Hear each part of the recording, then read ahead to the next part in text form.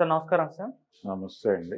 Sir ఒక media సంస్థ పైన బీఆర్ఎస్ శ్రేణులైతే దాడి చేశారు. పేరు చెప్పుకోవాలంటే మహా న్యూస్ ఛానెల్ పైన. అంటే ఫోన్ ట్యాపింగ్ వ్యవహారంలో చాలా ఎక్స్‌ట్రీమ్‌కెళ్ళిపోయారన్న ఆరోపణల నేపథ్యంలో ఈ దాడులు జరిగినట్టుగా తెలుస్తుంది. సో చాలా వరకైతే కార్లు ఇవన్నీ కూడా ధ్వంసమయ్యాయి. అసలు ఈ మీడియా సంస్థల పైన దాడుల్ని ఏ రకంగా చూడొచ్చంటారు సార్? దీనికి మీరేం చెప్తారు? అంటే వాంటెడ్‌గా జరిగిన దాడే అది. హ్మ్. వాంటెడ్‌గా జరిగిన దాడి అంటే ఆర్గనైజ్ చేసి కొట్టమని చెప్పిన తర్వాత కొట్టారు. ఓకే. అయితే ఈ దాడి నేపథ్యంలో కేటీఆర్ గారు కూడా ఒక మాట చెప్పారు. ఇలా భౌతికమైనటువంటి దాడులు చేయడం చాలా హేయమైనటువంటి పని అన్నాడాయన. అని ఇలాంటి దాడులకు పాల్పడొద్దు అని చెబుతూనే మెయిన్ స్ట్రీమ్ మీడియా కూడా మరీ బరితెగించి వార్తలు రాస్తున్నారు. పరిధి దాటి వెడుతున్నారు. పర్సనల్ ఏరియాలోకి వచ్చి కూడా దాడులు చేస్తున్నారు అని తన ఆవేదనను వ్యక్తం చేశాడు. పర్టికులర్గా ఈ ఫోన్ ట్యాపింగ్కి సంబంధించి తనని బజారుకి ఈడ్చడం కోసం ఒక సెక్షన్ ఆఫ్ మీడియా తీవ్రమైన ప్రయత్నం చేస్తోంది. ఈ ధోరణి సరైనది కాదు అనేది ఎస్టాబ్లిష్ చేస్తూ ఆయన ఒక ప్రకటన జారీ చేశాడు. బాగానే ఉంది. కానీ ముందు దాడి జరిగిపోయింది. అంటే మీరు నిరసన తెలియజేయడానికి ఒక పద్ధతి ఉంది. మీరు వెళ్ళి అక్కడ ధర్నా చేయండి. ఆ ఛానల్ ముందు ధర్నా చేయొచ్చు. నిరసన తెలియజేయటం తప్పేం కాదు. నిరసన తెలియజేసేటువంటి హక్కు రాజ్యాంగం ఇచ్చింది. దాన్ని ఎవరైనా అడ్డుకుంటే అది ప్రజాస్వామ్యం మీద దాడి జరిగినట్టుగా మీరు ప్రమోట్ చేసుకోవచ్చు జనంలోకి వెళ్ళి. అది మానేసి దాడి చేస్తే మీరు క్రైమ్ చేసినట్టు అవుతుంది. క్రైమ్ ఎందుకు చేయాలి? ఇప్పుడు మీ మీద మీకు వ్యతిరేకంగా వాళ్ళు వార్తలు వేశారు, లేకపోతే ప్రచురించారు, లేకపోతే ప్రసారం చేశారు. చేసినప్పుడు మీరు చేయవలసిందేంటి? అనేక ప్రాంతాల్లో మీరు నిరసన కార్యక్రమాలు టేకప్ చేయండి. ఆ ఛానల్ చూడొద్దని చెప్పండి. ఆ ఛానల్ అబద్ధాలు ప్రచారం చేస్తోంది అనేసి మీరు ప్రతి సెంటర్లోనూ రాస్తారోకోలు చేయండి. కావాలంటే ఇంకా అనేక కార్యక్రమాలు ఉన్నాయి. ఏది? దిష్టి బొమ్మలు తగలబెట్టండి కావాలంటే. నిజానికి అది తప్పు అని ఒక జీవో వచ్చింది. కానీ అయినప్పటికీ దిష్టి బొమ్మలు తగలబెట్టండి ఆ ఛానల్, లేకపోతే ఆ ప్రసారం చేసినటువంటి ఆ ఛానల్ యజమానిదో. ఇలా అనేక కార్యక్రమాలు ఉన్నాయి క్రియేటివ్గా చేయగలిగినవి, చేయదగ్గవి. అప్పుడు ప్రజలు మీరు చెప్పింది వింటారు. ప్రజలకి కన్వే చేయడం కదా మీకు కావాల్సింది. భౌతిక దాడులు చేయటం వలన ఏమవుతుంది? ఇప్పుడు కేసు పెడతాడు. మహా టీవీ మీద వీళ్ళు వెళ్ళి ఆ కారుల అద్దాలు పగలగొట్టారు, పెద్ద పెద్ద రాళ్ళు వేశారు. లోపల ఇన్సైడ్ కూడా దాడులు జరిగినాయి.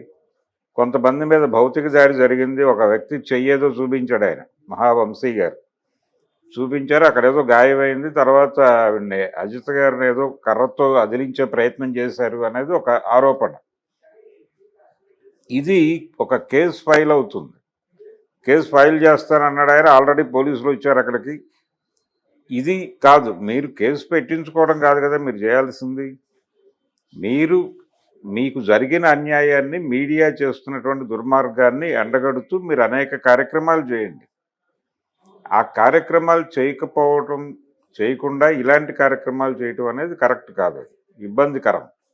అందుకని ఇమ్మీడియట్గా ఆయన అంటే ఇలాంటి దాడులకు మీరు దిగితే అవతల వాళ్ళకి వచ్చు కదా. ఆయన ఉద్దేశం ఏంటి? ఇది వాంటెడ్గా జరుగుతోంది. మహా టీవీ ఛానల్ ఎవరిది?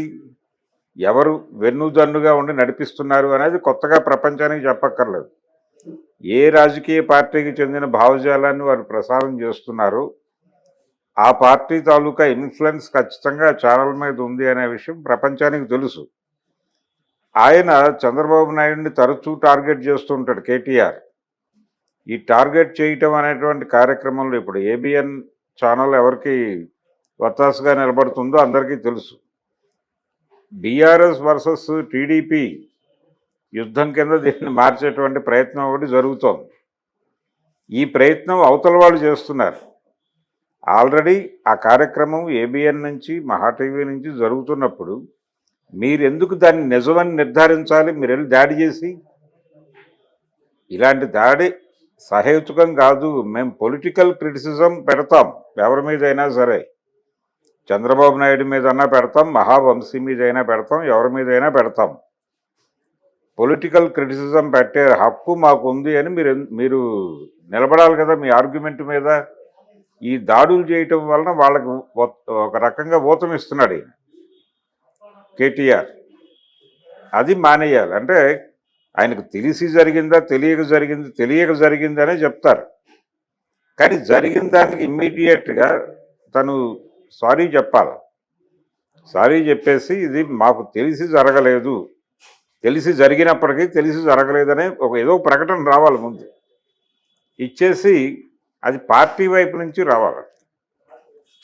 కేటీఆర్ వ్యక్తిగత స్థాయిలో కూడా అక్కర్లేదు, పార్టీ నుంచి ఒక ప్రకటన ఇచ్చి, బాబు ఇది మాకు తెలిసి జరగలేదు, ఇలాంటివి చేయటం మా సంస్కృతి కాదు, మాకు తెలుసు ఎవరిని ఎలా హ్యాండిల్ చేయాలో మాకు తెలుసు, ఈ జరుగుతున్నటువంటి కార్యక్రమాలకు మేము రాష్ట్ర వ్యాప్తంగా నిరసన తెలియజేస్తాం, మా మీద ఇలా విషం కక్కుతున్నారు అనే మాట వాడాడు ఆయన.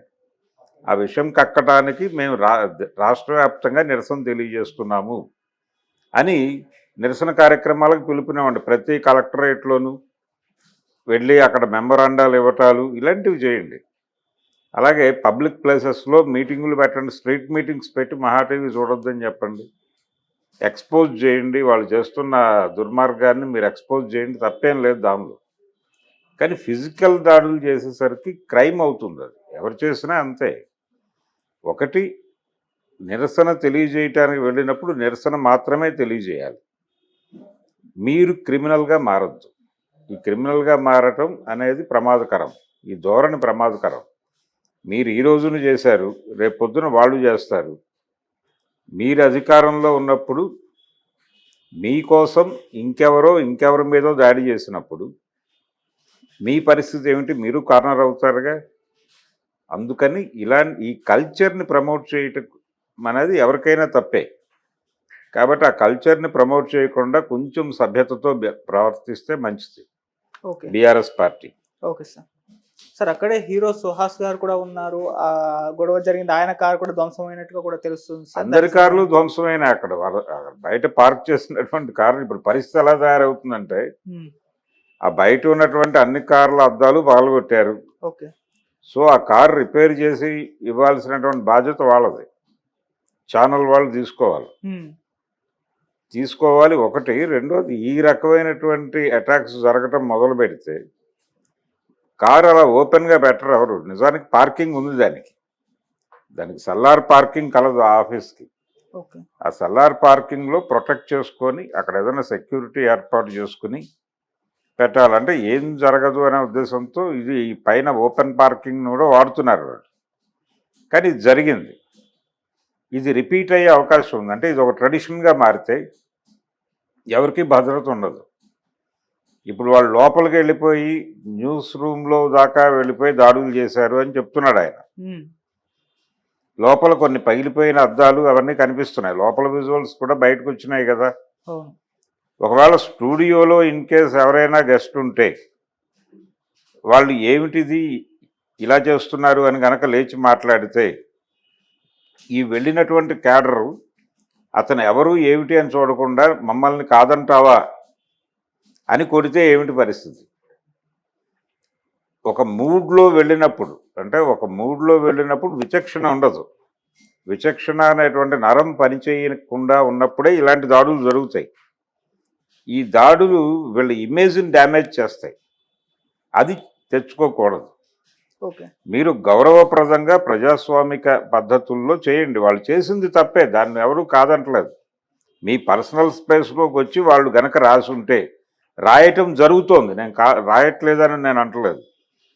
ప్రతి ఒక్కరూ పర్సనల్ స్పేస్లోకి వెళ్ళి ఒకళ్ళ మీద ఒకళ్ళు ఆయన చెప్పినట్టుగా, కేటీఆర్ చెప్పినట్టుగా విషం చిమ్ముకోవడం అనే కార్యక్రమం జరుగుతోంది. చంద్రబాబు నాయుడు గారు కూడా విస్పరింగ్ క్యాంపెయిన్ అనేటువంటి కార్యక్రమానికి ఆయనే నాంది పలికాడు భారత రాజకీయాల్లో, పర్టికులర్గా తెలుగు రాజకీయాల్లో. తను ఎవరి మీదైనా దాడి చేయదలుచుకుంటే ఆ క్యారెక్టర్ అసాసినేషన్ ప్రోగ్రాం అనేది చాలా చెవి కింద జోరీగలాగా ప్రచారం చేస్తారు. ఆ చెవి కింద జోరీగలాగా ప్రచారం చేసి నెమ్మదిగా మనసుల్లోకి ఇంకేలా చేసి అదొక ప్రోగ్రామ్, అదొక క్యాంపెయినింగ్ సిస్టమ్ ఉంది ఆయనకి. దాని పట్ల మీరు నిరసన తెలియజేయండి, మాట్లాడండి, 100 చోట్ల మాట్లాడండి. మీకు అవకాశం ఉంది, మీకు ఛానల్స్ ఉన్నాయి, పేపర్లు ఉన్నాయి, రాయండి, విస్తృతంగా ప్రచారం చేయండి, తప్పేమీ కాదు అది. ఇది జరుగుతున్న మాట వాస్తవమే. జరుగుతున్న దాన్ని ఎక్స్పోజ్ చేయడానికి మీరు రకరకాల ఫోరమ్స్ని ఎంపిక చేసుకుని ఆ పనిలో ఉండండి. అలా కాకుండా వెళ్ళిపోయి మేము ఫిజికల్గా అద్దాలు పాలు కొడతాం, మనుషుల్ని కొడతామంటే అలాగా? అవతల వాళ్ళ చేతికి ఆయుధం ఇస్తున్నారు మీరు ఇలాంటివి చేయటం వల్ల. అవతల వాడిని కార్నర్ చేయడానికి ఏం చేయాలో అది చేయాలి. ఆ కార్నర్ చేయటం మానేసి ఆయుధాలు అందించే పని చేయటం అనేది ఖచ్చితంగా తప్పు. ఎత్తుగడల రీత్యా తప్పు. వాళ్ళ కార్యక్రమం తప్పని నేను అంటలేదు, వాళ్ళు ఏదో అద్భుతాలు రాశారని నేను అంటలేదు. మహా టీవీలో ప్రసారం చేసిందో లేకపోతే మరో పత్రికలో అచ్చయిందో అందులో పూర్తి వాస్తవాలు ఉన్నాయని నేను అనుకోవడం లేదు. ఫోన్ ట్యాపింగ్ అనేది అనైతిక చర్య.